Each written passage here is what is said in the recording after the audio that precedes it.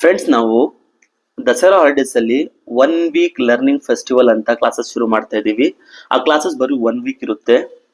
ಈ ಕ್ಲಾಸಸ್ ಗಳಲ್ಲಿ especially toppers ಇರ್ತಾರಲ್ವಾ, ಕ್ಲಾಸ್ಗೆ ಟಾಪರ್ಸ್ ಇರ್ತಾರಲ್ವಾ ಅಂತ ಮಕ್ಕಳಿಗೆ ಈ ಕ್ಲಾಸಸ್. ನಿಮ್ಮ ಮಕ್ಕಳು ಕ್ಲಾಸ್ಗೆ ಟಾಪರ್ಸ್ ಇಲ್ಲ ಚೆನ್ನಾಗಿ ಓದೋ ಮಕ್ಕಳಾಗಿದ್ರೆ ಅಂತ ಮಕ್ಕಳಿಗೆ ನಾವು ಇನ್ನೂ ಅಡ್ವಾನ್ಸ್ ಆಗಿ ಏನೇನು ಅವ್ರಿಗೆ ಬೇಕಾಗುತ್ತೋ ಅದನ್ನ ನಾವು ಈ 1 ವೀಕ್ ಅಲ್ಲಿ ಟೀಚ್ ಮಾಡ್ತಿರೋದು. ದೇವನಹಳ್ಳಿಯಿಂದ, ವಿಜಯಪುರಿಂದ, ಚಿಕ್ಕಬಳ್ಳಾಪುರ, ಚಿಂತಾಮಣಿ, ಬೇರೆ ತಾಲೂಕಿಂದ ಬರೋ ಪೇರೆಂಟ್ಸ್, ಬರೋ ಮಕ್ಕಳಿಗೂ ಇದು ತುಂಬಾ ಯೂಸ್ ಆಗುತ್ತೆ.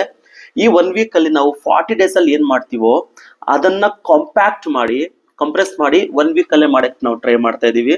ಸೊ ನಿಮ್ ಮಕ್ಕಳು ತುಂಬಾ ಚೆನ್ನಾಗಿ ಓದೋ ಆಗಿದ್ರೆ ಇದು ತುಂಬಾ ಯೂಸ್ ಆಗುತ್ತೆ. ಮತ್ತೆ ಯಾವ್ದಾದ್ರು ಮಕ್ಕಳಿಗೆ ಯಾವ್ದಾದ್ರು ಒಂದು ಲ್ಯಾಂಗ್ವೇಜ್ ಕಷ್ಟ ಆಗ್ತಿದ್ರೆ, ಸಬ್ಜೆಕ್ಟ್ ಕಷ್ಟ ಆಗ್ತಿದ್ರೆ, ಸಪೋಸ್ ಹಿಂದಿ, ಕನ್ನಡ, ಇಂಗ್ಲಿಷ್, ಅವ್ರಿಗೂ ಯೂಸ್ ಆಗುತ್ತೆ.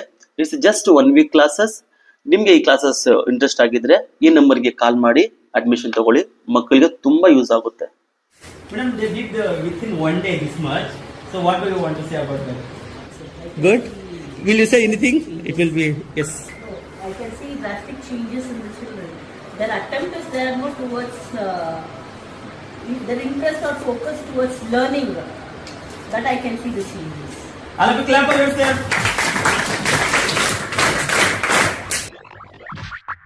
Here we have St. John's Kannada teacher. She would like to say something about our class.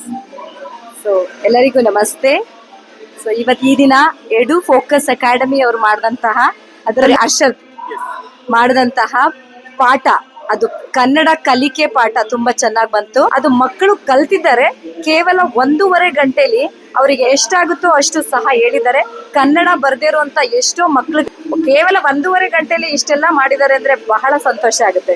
ತುಂಬಾ ಚೆನ್ನಾಗಿತ್ತು.